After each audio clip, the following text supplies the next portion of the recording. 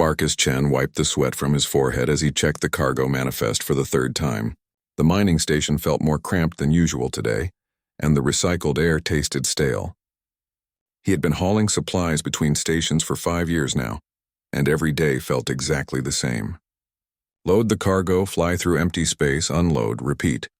The communication panel crackled to life, cutting through his thoughts. Static filled the small cockpit of his cargo ship. Then a voice broke through.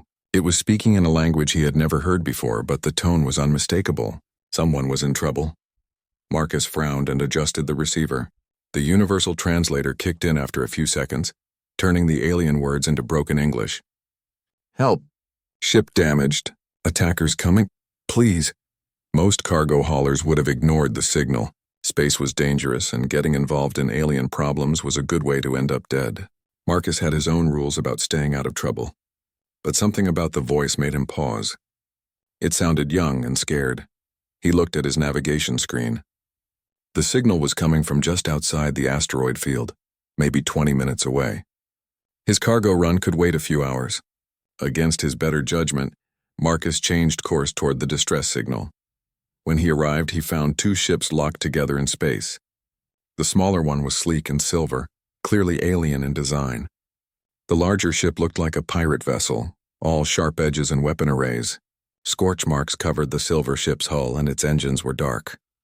Marcus had seen this kind of scene before. Pirates would attack merchant ships, steal everything valuable, and either kill the crew or sell them as slaves. He should have turned around and left immediately. Instead, he found himself docking with the silver ship. The airlock hissed open, and Marcus stepped inside with his pulse rifle ready. The corridor was filled with smoke, and emergency lights flashed red. Bodies lay scattered on the floor, tall humanoid figures in what looked like ceremonial armor. Their skin was pale blue, and they had sharp features that seemed almost royal. Marcus moved carefully through the ship, following the sound of voices. He could hear the pirates talking in the main cabin, their translator units making their words clear. They were arguing about something they had found. "The princess is worth more alive," one of them said. "The Veltar Empire will pay anything to get her back." "Too risky," another replied. "Kill her and take the jewelry. Easier profit." Marcus crept closer and peered around the corner. 3 pirates stood around a young alien woman who was chained to a chair. She had the same pale blue skin as the dead guards, but her features were more delicate. Her clothes were torn and blood ran from a cut on her forehead. Despite being captured, she held her head high and glared at her captives with fierce purple eyes. The pirates were armed with energy weapons, and Marcus only had his old pulse rifle. He was outnumbered and outgunned. The smart thing would be to sneak back to his ship and call for help. But by the time help arrived, the girl would be dead. Marcus had never been accused of being smart. He stepped into the room with his rifle raised. "Let her go." The pirates spun around, surprised to see a human on their victim's ship. They started to raise their weapons, but Marcus was already moving. He dove behind a control console as energy blasts scorched the air where he had been standing. "Human," one of the pirates shouted. "What are you doing here?" "Having a bad day," Marcus replied and fired back. The fight was brutal and quick.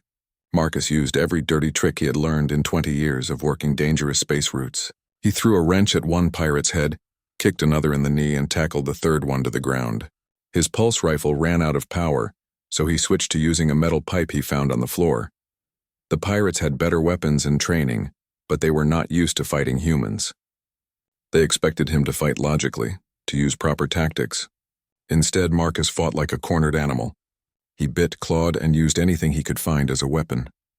When the last pirate fell, Marcus was bleeding from several wounds. He limped over to the alien girl and broke her chains with the metal pipe. She looked at him with wide purple eyes, speaking rapidly in her own language. "Are you hurt?" he asked, hoping the translator would work.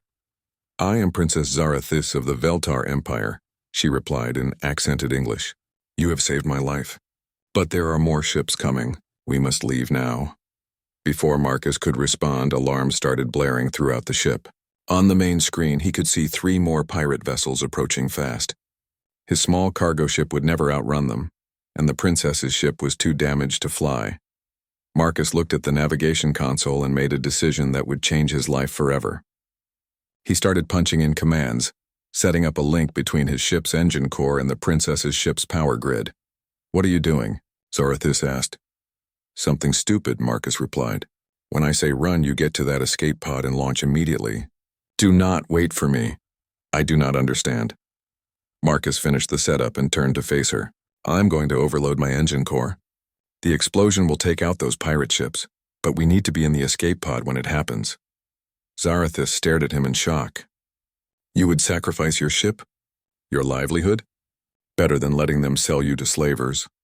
The pirate ships were getting closer. Marcus could see them preparing to dock. He activated the overload sequence and grabbed Zarathis by the hand. Run! They sprinted through the damaged corridors toward the escape pod.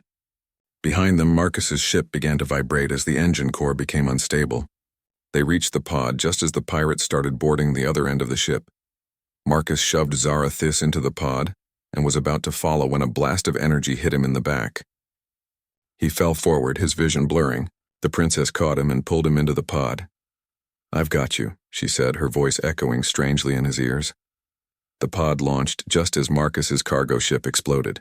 The blast was bigger than he had expected, a brilliant white light that vaporized the pirate vessels and sent shockwaves through space. The escape pod was caught in the explosion, spinning wildly as alarms screamed. Marcus felt something strange happening in his mind. Zarathis was holding his hand and her purple eyes were glowing. He could feel her presence in his thoughts, wrapping around his consciousness like a protective blanket. Stay with me, she whispered. I will not let you die. But the explosion had done too much damage. Marcus felt his heart stop, his breathing cease. The last thing he saw before darkness took him was the princess's face. Tears streaming down her blue cheeks as she poured her psychic energy into keeping his mind alive, even as his body failed.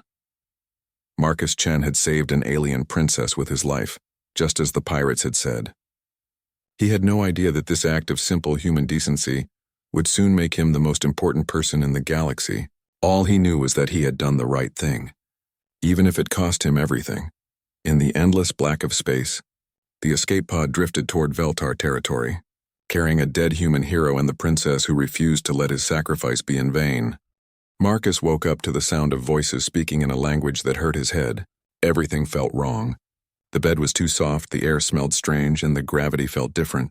He tried to sit up, but his body would not obey him properly. He is awake, someone said in heavily accented English. Marcus opened his eyes and immediately wished he had not. The room was too bright, filled with white walls and strange equipment that hummed with energy. Tall blue-skinned aliens in white robes stood around his bed, looking down at him with large eyes that seemed to glow. This is not real, Marcus said to himself. I am dead. This is some kind of weird dream. One of the aliens leaned closer. Its face was kind but alien, with features that were almost human but not quite right. You are not dead, Marcus Chen. You are in a medical facility on Veltar Prime. Princess Zarathis brought you here. Marcus tried to remember what had happened.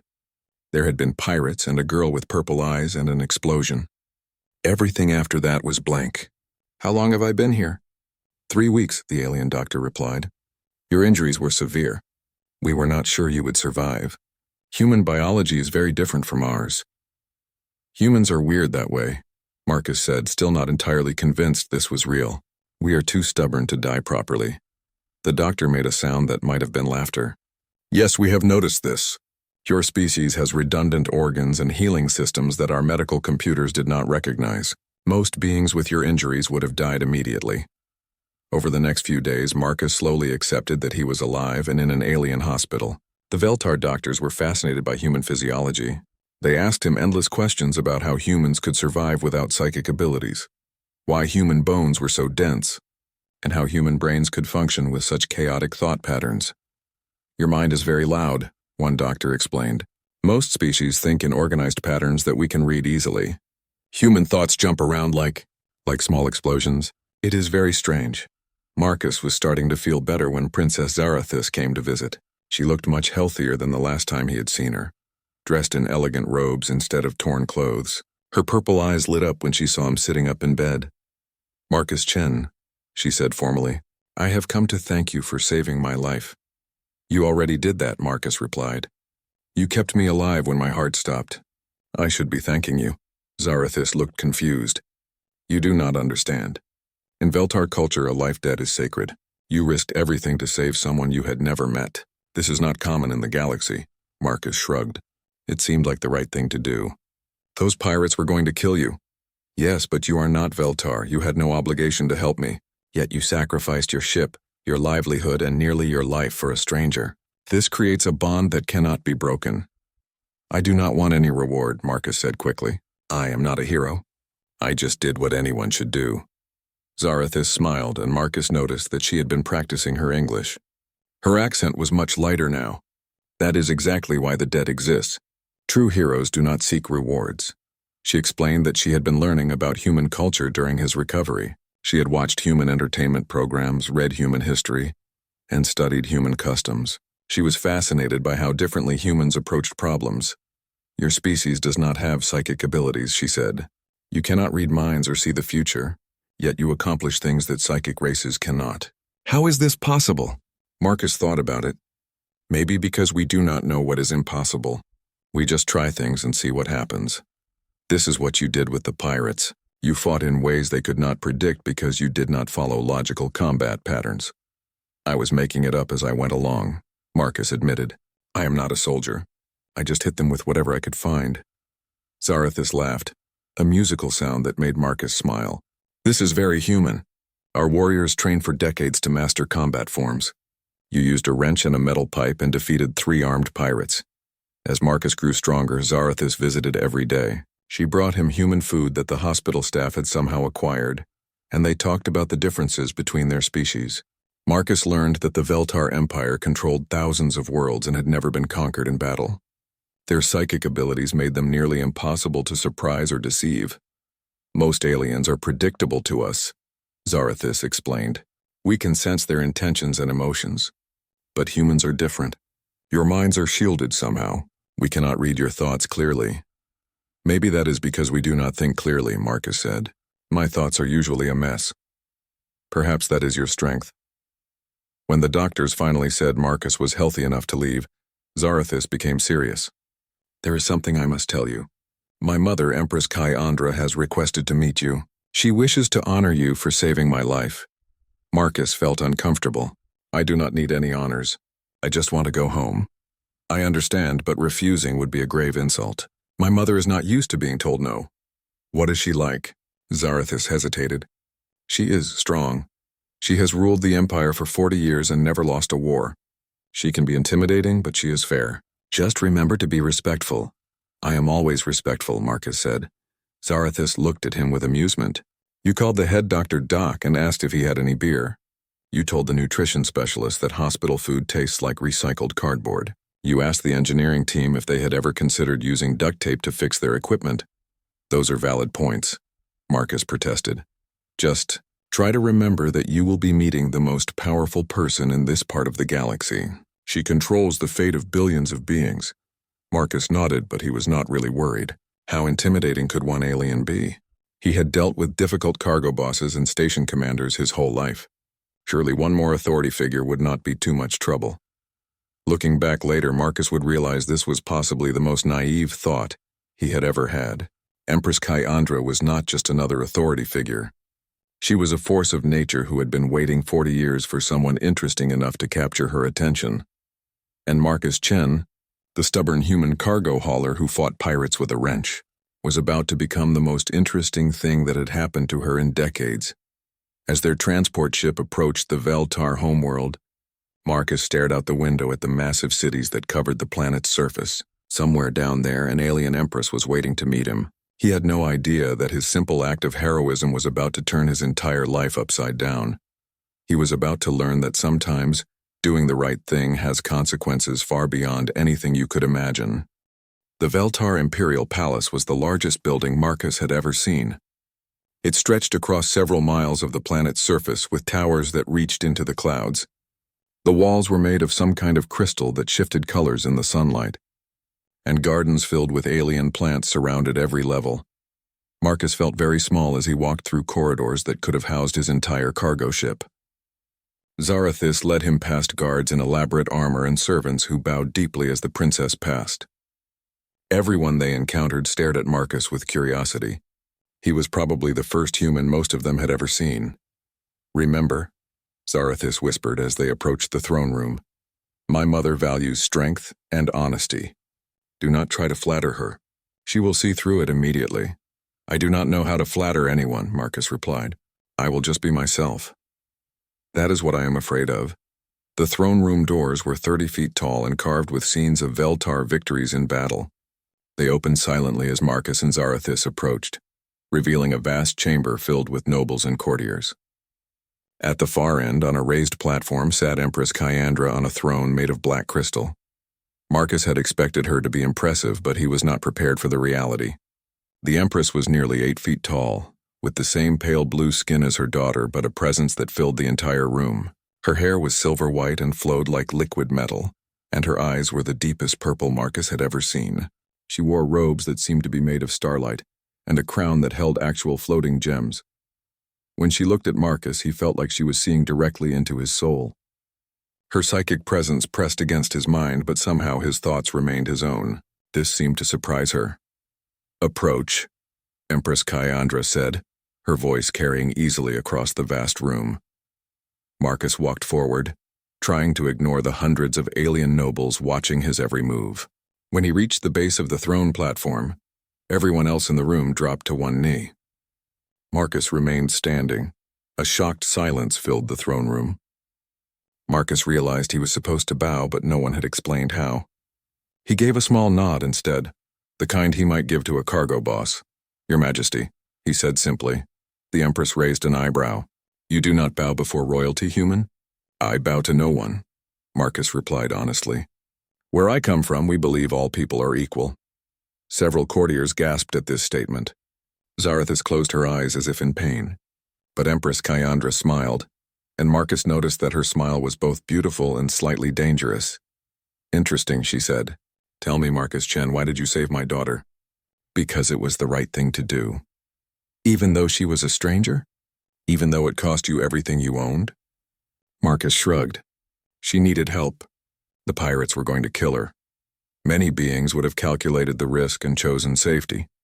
I am not good at math, Marcus said, which made several nobles laugh nervously. The Empress studied him for a long moment. My daughter tells me you fought 3 armed pirates with improvised weapons and won. I got lucky. Luck had nothing to do with it. You used tactics they could not predict because you thought like a human instead of a civilized being. Marcus was not sure if that was a compliment or an insult. I hit them with whatever I could find and hoped for the best. And when faced with overwhelming odds, you chose to sacrifice yourself rather than surrender. The explosion was the only way to stop them from capturing more ships. Empress Kyandra stood from her throne and walked down the steps toward Marcus. Up close, she was even more intimidating.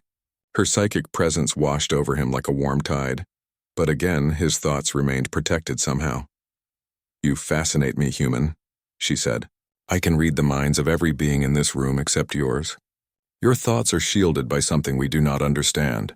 Maybe I just do not think very clearly, Marcus suggested. Or perhaps humans think in ways we have never encountered. She walked around him slowly, like a predator studying prey. Tell me, what do you know of Veltar law? Nothing, Marcus admitted. Then allow me to educate you. When someone saves the life of a member of the royal family through personal sacrifice, they become bound to that family by law. The debt can only be repaid through service or... She paused meaningfully. Other arrangements. Marcus did not like the sound of that. What kind of service? That depends on what I decide you are worth. The Empress returned to her throne. You will remain in the palace as my guest while I consider your fate. I would rather go home, Marcus said. That is not an option. You belong to the royal family now, Marcus Chen. The law is clear. I do not belong to anyone. The Empress smiled again, and this time it was definitely dangerous. We shall see. Over the following days, Marcus learned that being a guest in the palace was very similar to being a prisoner. He was given luxurious rooms, excellent food, and servants who attended to his every need. But when he tried to leave, guards politely but firmly blocked his way. The palace was like a small city, with thousands of residents and countless rooms. Marcus explored as much as he was allowed, always accompanied by guards who claimed to be there for his protection. He met alien nobles who spoke to him like he was an interesting pet, and servants who were too afraid to look him in the eye. The strangest part was the Empress herself. She seemed to appear wherever he went, always watching him with those deep purple eyes. She would ask him questions about human culture, human history, and human ways of thinking. Marcus answered honestly, not understanding why she found his responses so fascinating. Humans wage war without psychic coordination, she observed during one conversation. How do you achieve victory? We argue a lot and then someone makes a decision, Marcus replied. Usually it works out. Your species conquered several star systems using only chemical rockets and nuclear weapons. How is this possible? We are too stubborn to admit when something is impossible. And you have never been conquered by a psychic race? Most psychic races think we are too primitive to bother with, Marcus said. They leave us alone. The Empress seemed to find this endlessly amusing. She began spending more time with Marcus, joining him for meals and walks through the palace gardens. She told him about the Veltar Empire, their history of conquest, and their complex system of laws and traditions. We have ruled this part of the galaxy for 1,000 years, she explained. Our psychic abilities make us superior warriors and leaders. We can predict our enemies' actions and coordinate our forces perfectly. That sounds useful, Marcus said. Yet a single human with a metal pipe defeated 3 of our trained soldiers in single combat. They were pirates, not soldiers. The difference is smaller than you might think. As the days passed, Marcus began to notice that the Empress was paying him a different kind of attention. She would stand closer to him during conversations, touch his arm when making a point, and ask personal questions about his life before the rescue. It made him uncomfortable. The truth became clear one evening when Zarathis visited his rooms. My mother has made a decision about your fate, she said, looking worried. Good. Can I go home now? Not exactly. Zarathis took a deep breath. According to ancient Veltar law, since you saved my life with your own, you now belong to the royal family. But there are different ways to belong. What do you mean? You can serve as a retainer, a bodyguard, an advisor. She paused. Or you can join the family in a more permanent way. Marcus felt a chill run down his spine. What kind of permanent way? My mother has been without a mate for 20 years since my father died in battle. She has never shown interest in anyone until now. You are joking. Veltar do not joke about matters of law. Tomorrow she will formally announce her intention to claim you as her mate. Marcus stared at Zarathis in shock. She cannot do that. I am human. We are completely different species. Veltar law does not recognize species differences when it comes to life debts, and my mother is not used to being told what she cannot do. That night Marcus lay awake staring at the ceiling and wondering how his simple act of heroism had led to this. He had saved a princess and somehow ended up claimed by an alien empress who was beautiful, terrifying, and apparently interested in making him her husband. He was beginning to understand that human stubbornness might not be enough to get him out of this situation. Marcus woke up early and spent an hour trying to figure out how to escape from a palace that was basically a small city with thousands of guards. Every plan he came up with ended with him being caught or killed. The Veltar had been conquering galaxies for 1,000 years. They probably knew every escape trick in existence. Still, he had to try. His first attempt was simply walking out the front door. The guards smiled politely and asked where he was going. When he said he was leaving, they explained that the Empress had not given permission. When he insisted, they very gently but firmly guided him back to his rooms. His second attempt involved climbing out a window and trying to reach the palace transportation bay. He made it halfway across a garden before flying security drones surrounded him. The guards who collected him seemed impressed by his creativity. His third attempt was the most elaborate. He convinced a kitchen servant that he was conducting an inspection of food quality for the Empress. He made it all the way to the service tunnels before running into a security checkpoint. The guards were starting to look amused. You are persistent, Captain Thexara said as she escorted him back to his rooms after the fourth escape attempt. But you cannot leave without the Empress's permission. Why not? Marcus asked. I am not a prisoner. No, you are something much more valuable. You are a human who saved the princess's life. Do you understand how rare that makes you? Marcus was beginning to understand, and he did not like it. That afternoon, Empress Kayandra summoned him to her private study. The room was smaller than the throne room, but somehow more intimidating. Books and artifacts from a dozen worlds filled the shelves, and holographic displays showed star maps of the entire empire. "I hear you have been testing our security," she said without looking up from a report she was reading. "I was exploring," Marcus replied. "Exploring methods of escape." She set down the report and looked at him with those deep purple eyes. "Do you find my hospitality lacking?" "Your hospitality is fine. I just want to go home." "And where is home?" "For you, Marcus Chen. You have no family, no permanent residence, no significant relationships. Your entire life fit into a single cargo ship." Marcus felt uncomfortable with how much she knew about him. "I like being free to go where I want." Freedom is an illusion. Every being serves someone or something, whether they admit it or not. The Empress stood and moved to one of her star maps. "I serve my empire. My subjects serve me. You serve the ideal of helping others when you saved Zarathis. That is different." "Is it?" She turned to face him. "You spent 5 years hauling cargo between stations, never staying anywhere long enough to form connections. Is that truly freedom, or is it running away from something?" Marcus did not answer because he was not sure she was wrong. The Empress moved closer to him. "I have been studying human psychology. Your species has a unique combination of independence and loyalty. You resist authority but will sacrifice everything for others. It is fascinating." "We are complicated," Marcus admitted. "Indeed. Which is why I have decided that you would make an interesting mate." There it was, out in the open. Marcus felt his face get hot. "I am honored, but I cannot accept. We are too different. Different species have successfully mated before. The genetic compatibility would need to be tested, but that is a minor concern. It is not about genetics. I barely know you." Empress Kyandra smiled. "You know that I am intelligent, powerful, and attractive. You know that I value your unique perspective. What else do you need to know? Maybe whether we actually like each other?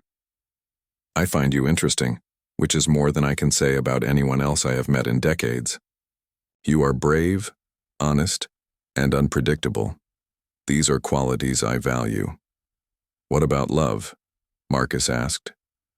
The Empress looked puzzled. "What about it? Do you not think people should love each other before they get married?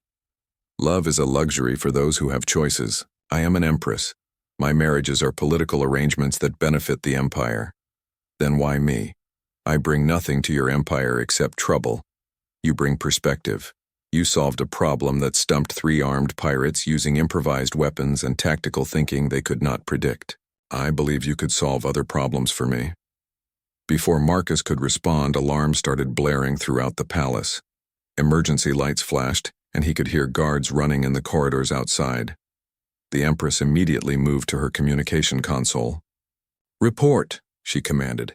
"Terrorist attack in the western sector," a voice replied. "Explosions in the children's wing. We have casualties." Marcus did not wait for permission. He ran toward the door, but the Empress caught his arm. "Where are you going?" "To help. People are hurt. My security forces will handle it." "Your security forces are not here yet," Marcus said, pulling free. "I am." He ran through the palace corridors, following the sound of explosions and shouting. The western sector was in chaos. Smoke filled the air and chunks of crystal walls lay scattered on the floor. Palace guards were trying to evacuate civilians while fighting attackers armed with energy weapons. Marcus found the children's wing in ruins. Part of the ceiling had collapsed, trapping a group of young Veltar in the rubble. Their caretakers were trying to dig them out by hand while explosions continued to rock the building. "Get back," Marcus shouted to the caretakers. "The ceiling is unstable." He studied the pile of debris, looking for the safest way to move it. The Veltar were pulling at random pieces, which could cause another collapse. Marcus had worked construction jobs before joining the cargo fleet. He knew how to move heavy things safely. "You, help me lift this support beam," he told one of the guards. "Everyone else, grab those small pieces first. We work from the outside in." The guard hesitated. "I should wait for engineering teams. Those kids will be dead by then. Trust me." For the next hour, Marcus directed the rescue effort. He had the eye to guard shore up weak points with metal bars taken from decorative railings. He organized the civilians into teams to carry debris and tend to the wounded. When more explosions threatened to bring down another section of ceiling, he had everyone evacuate while he went back for the last child. The little Veltar girl was unconscious and trapped under a piece of crystal twice her size. Marcus could not move it alone, and there was no time to get help. The ceiling above was cracking, and he could hear it starting to give way. He wedged his shoulder under the crystal and lifted with everything he had. Pain shot through his back, but the crystal moved just enough for him to pull the child free. He carried her toward the exit just as the ceiling collapsed behind them. When Marcus stumbled out of the building with the child in his arms, he found Empress Kyandra waiting for him. She was surrounded by her personal guard and elite military advisors, all of whom looked impressed. "You did well," she said simply. Marcus handed the child to a medical team and collapsed onto a piece of rubble. His back was screaming, and his hands were bleeding from handling sharp crystal fragments. "The attackers?" he asked. "Captured or killed?" "My forces arrived 10 minutes after you began the rescue operation." "Good." The Empress sat down beside him, ignoring the shocked looks from her advisors. "You organized that rescue better than some of my trained officers would have." "I just did what needed to be done. You saw a problem and solved it using available resources and unconventional thinking, just like with the pirates." Marcus looked at her suspiciously. "This was not a test, was it?" "No, the attack was real. But your response was informative." She stood and straightened her robes. "Tomorrow I will formally announce my intention to claim you as my mate. According to Veltar law, you have the right to refuse, but doing so would be considered an insult to the crown." "What happens if I insult the crown?" "Traditionally, exile or execution depending on the severity." Her smile was both warm and dangerous. "But I have grown fond of you, Marcus Chen. I would probably just keep you in the palace until you changed your mind." "How long would that take?" "I am very patient. I have been ruling this empire for 40 years. As the Empress walked away with her entourage, Marcus realized that his situation had become much more complicated. She was not just claiming him because of ancient laws. She genuinely believed he could be useful to her empire. And after today's events, he was starting to think she might be right. The problem was that he was also starting to find her interesting. She was intelligent, powerful, and had a sense of humor hidden underneath all that royal dignity. Under different circumstances, he might have been attracted to her. But these were not different circumstances. He was a human cargo hauler who had accidentally become engaged to the most powerful alien in the galaxy. And tomorrow, whether he liked it or not, his fate would be decided by laws written 1,000 years before humans had even left their home planet. Marcus looked up at the alien stars and wondered how his life had become so complicated. The formal announcement ceremony was held in the Great Throne Room, with representatives from hundreds of worlds in attendance. Marcus stood beside Empress Kyandra, wearing robes that cost more than his old cargo ship, while she declared her intention to claim him as her mate according to ancient law. The assembled dignitaries received the news with various degrees of shock, confusion, and political calculation. Marcus could see them already thinking about what this meant for trade agreements and alliance treaties. He was becoming a political factor in galactic politics, and he hated it. "The human Marcus Chen has proven his worth through sacrifice and service," the Empress announced. "He saved my daughter's life and has shown tactical abilities that benefit our empire. I claim him under the law of sacred debt." When the ceremony ended, Marcus was officially engaged to the most powerful woman in the galaxy. He felt like he was trapped in someone else's dream. That night, Zarathis visited his rooms with news that made everything worse. "There has been an attack on our outer territories," she said. "The Kethmori Empire is testing our defenses. Mother is calling a war council. What does that have to do with me? She wants you there. She believes your tactical thinking could be useful." Marcus laughed bitterly. "I am a cargo hauler, not a military strategist. You defeated 3 armed pirates and organized a rescue operation that saved 17 children. You think in ways our military commanders do not." The War Council met in a secure chamber deep beneath the palace. The room was filled with holographic displays showing star maps, fleet positions, and tactical analyses. Generals and admirals from across the Empire attended via communication links, their blue faces serious as they discussed strategy. Marcus felt completely out of place among these professional warriors who had been fighting galactic wars for centuries. But Empress Kai-Andra insisted he sit beside her at the head of the table. "The Keth-Mori have attacked 3 of our border worlds," General Vex Thrawn reported. "They are using standard psychic warfare tactics, mental disruption, coordinated fleet movements, predictive combat algorithms." "Our response?" the Empress asked. "Counter-psychic defenses, standard fleet formations, established tactical doctrine." Marcus listened as the military leaders discussed strategies that sounded like elaborate chess games. Everything was based on predicting enemy movements, countering known tactics, and using psychic coordination to achieve perfect unit synchronization. "What is your assessment?" the Empress asked him quietly. "They are fighting the last war," Marcus replied. "Explain." Marcus stood up, feeling every eye in the room focus on him. "The Keth-Mori are using psychic warfare because it works against psychic enemies. But what if you did not fight like a psychic race?" "I do not understand," General Vex Thrawn said.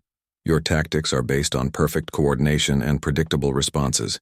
You can read each other's minds, so you fight in formations that make sense to psychic beings. But the enemy expects this." Marcus moved to the holographic display and pointed at the Keth-Mori fleet positions. "They have positioned their forces to counter standard Veltar tactics. They know exactly what you are going to do because you always do the same thing." "Our tactics have been successful for 1,000 years, another general protested. "Against other psychic races. But what if you fought like humans?" The room fell silent. Empress Kai-Andra leaned forward. "Continue."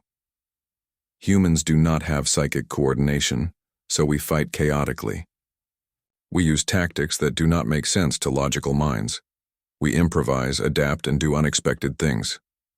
Marcus began manipulating the holographic display, showing how human-style tactics might work against the Keth-Mori positions.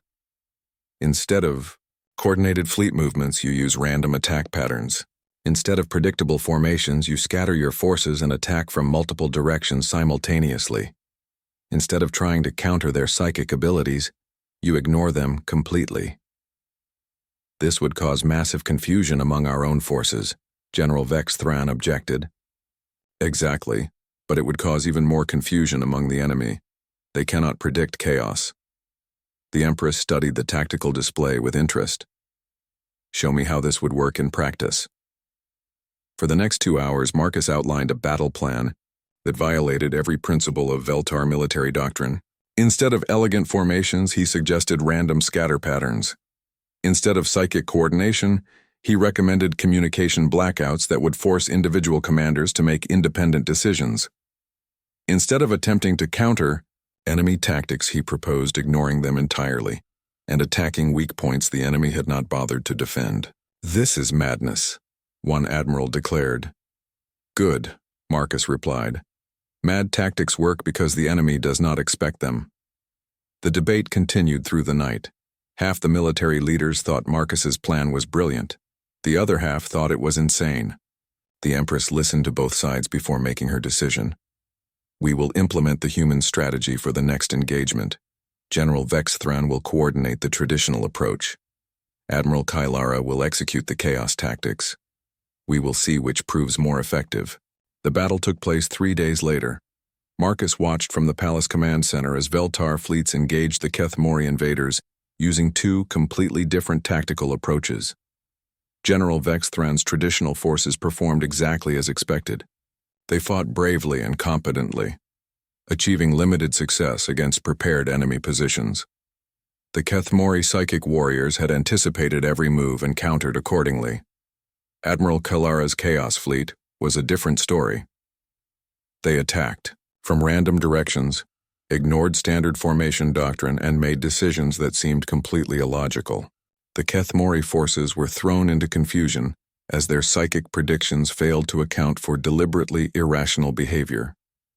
"The enemy is retreating," the communications officer reported. "Admiral Kylara's forces have broken their main formation." "Casualties?" the Empress asked. Minimal for the Chaos Fleet, significant for the traditional forces.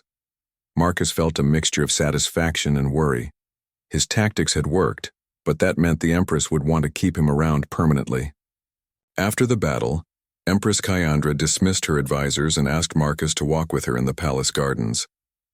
The alien flowers glowed softly in the evening light, and the air was filled with strange but pleasant scents. "Your tactics saved thousands of lives today," she said. "I just applied human thinking to an alien problem. It was more than that. You saw possibilities that our greatest military minds missed." She stopped walking and turned to face him. "I have been thinking about our engagement." Marcus's heart sank. "You want to make it official?" "Actually, I want to offer you a choice." "What kind of choice?" The Empress was quiet for a moment, choosing her words carefully. "I have ruled this empire for 40 years without a true partner. I have advisors, generals, and courtiers, but no one who can challenge my thinking or offer genuinely different perspectives. You want a consultant, not a husband." "I want both." She moved closer to him. "But I realize that forcing you into marriage would not give me what I truly need. An unwilling mate would be useless as an advisor." Marcus felt confused. "So what are you offering?" "True choice. I will arrange for your freedom and safe passage to any human world you choose. You will be given compensation for your sacrifice and honored as a hero of the Empire. Or, you can stay and help me rule, not as a captive, but as an equal partner. Your tactical mind applied to problems of governance, trade, and diplomacy. Your human perspective helping me see solutions I would never consider alone." Marcus stared at her. "You would give up claiming me?" "If that is what you choose. But I hope you will consider staying for better reasons than legal obligation." They walked in silence for several minutes while Marcus thought. Over the past weeks, he had learned that Empress Kyandra was intelligent, fair, and genuinely interested in his opinions. She was also beautiful in an alien way that he was finding increasingly attractive. More importantly, he had discovered that he was good at solving problems for the Veltar Empire. His human perspective had saved lives and prevented a war. Maybe he could do more good here than hauling cargo through empty space. "If I stayed," he said finally, "what would that look like?" "Partnership. I would still rule the Empire, but you would help me make decisions. Your tactical skills applied to challenges that face billions of beings, a chance to make a real difference in the galaxy." "And the marriage part?" The Empress smiled. "That would depend on whether we grow to care for each other. I find you fascinating, Marcus Chen, but I want a partner who chooses to be with me, not one bound by law." Marcus thought about his old life. Endless cargo runs between stations, no real connections, no purpose beyond survival. Then he thought about the past few weeks, saving children, planning battles, solving problems that mattered. "I have conditions," he said. "Name them. I am not bowing to anyone, not even you. If we are partners, we are equals." "Agreed. I keep my human perspective. You do not try to make me think like a Veltar. That perspective is exactly why I want you here. And if this does not work out, if we decide we are not compatible, I can leave." The Empress hesitated, then nodded. "Agreed." Marcus took a deep breath. "Then I accept. But I am staying because I